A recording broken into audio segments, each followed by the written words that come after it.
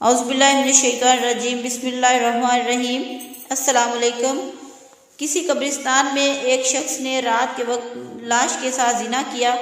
بادشاہ وقت ایک نیک صفت شخص تھا، جس کے خواب میں ایک سفید پوش آدمی آیا اور اسے کہا کہ فلاں مقام پر فلاں شخص اس گناہ کا مرتکب ہوا ہے، اور اسے حکم دیا کہ اس زانی کو فوراً بادشاہی دربار میں لا کر اسے مشیر خاص کے عہدے پر مقرر کیا جائے۔ بادشاہ نے وجہ جاننی چاہی تو فوراً خواب ٹوٹ گیا۔ وہ سوچ میں پڑ گیا۔ بہرحال سپاہی روانہ ہوئے اور جائے وقوع پر پہنچے۔ وہ شخص وہیں موجود تھا۔ سپاہیوں کو دیکھ کر وہ بوکھلا گیا اور اسے یقین ہو گیا کہ اس کی موت کا وقت آن پہنچا ہے۔ اسے بادشاہ کے سامنے حاضر کیا گیا۔ بادشاہ نے اسے اس کا گناہ سنایا اور کہا، آج سے تم میرے مشیر خاص ہو۔ دوسری رات بادشاہ کو پھر خواب آیا تو بادشاہ نے فوراً اس سفید پوش سے اس کی وجہ پوچھی کہ ایک زانی کے ساتھ ایسا کیوں کرنے کا کہا آپ نے؟ سفید پوش نے کہا، اللہ کو اس کا گناہ سخت ناپسند آیا، چونکہ اس کی موت کا وقت نہیں آیا تھا، اس لیے تم سے کہا گیا کہ اسے مشیر بنا لو تاکہ وہ عیش میں پڑ جائے اور کبھی اپنے گناہ پر نادم ہو کر معافی نہ مانگ سکے، کیونکہ اس کی سزا آخرت میں طے کر دی گئی ہے۔ مرتے دم تک وہ عیش میں غرق رہے گا اور بلکہ خوش بھی ہوگا کہ جس گناہ پر اسے سزا دی جانی چاہیے تھی، اس گناہ پر اسے اعلیٰ عہدہ مل گیا، سو اسے گمراہی میں رکھنا مقصد ہے۔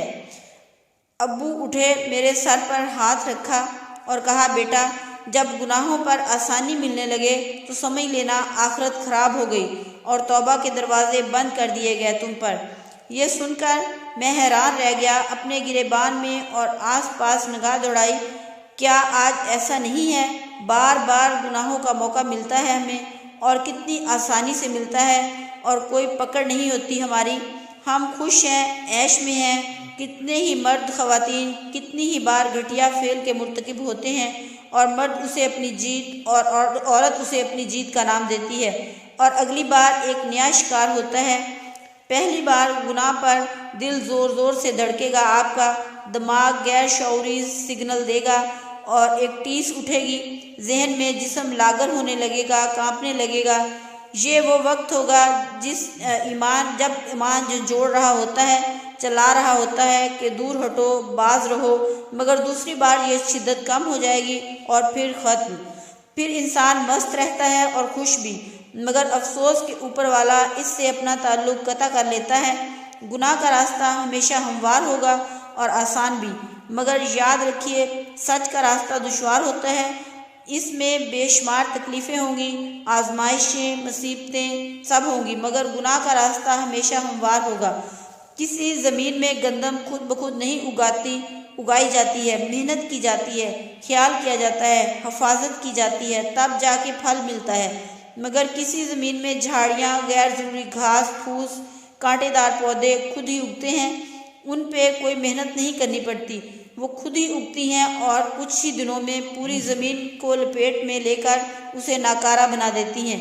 اس طرح بالکل آپ کے دل کی زمین، جہاں گناہوں کا تصور آج خود پیدا ہوگا اور بڑھے گا، مگر نیکیوں کے لیے، گناہوں سے بچنے کے لیے محنت کرنی پڑے گی، دشواریوں سے گزرنا ہوگا۔ خدا را اس لعنت سے بچیں۔ اس میں ملوث ہونا کوئی کمال نہیں، بچنا کمال ہے، باز رہنا کمال ہے۔ سوچئے، نکلیے اس گناہ سے۔ کیوں حیا کا اٹھ جانا ایمان اٹھ جانے کی نشانی ہے، اور اس بات کی کہ اندھیری قبر میں بہت برا ہونے والا ہے۔ اللہ رب العزت ہم سب کو صراط مستقیم پر چلنے کی توفیق عطا فرمائے، آمین۔